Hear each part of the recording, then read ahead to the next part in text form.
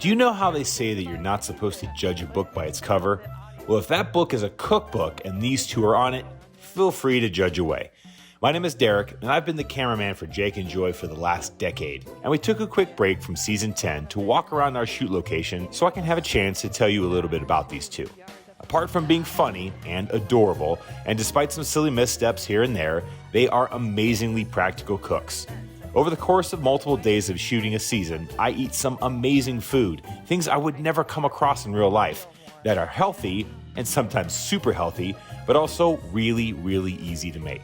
The show is really fun, but it's also smart and insightful, and I pick up nuggets all the time when it comes to nutrition and health.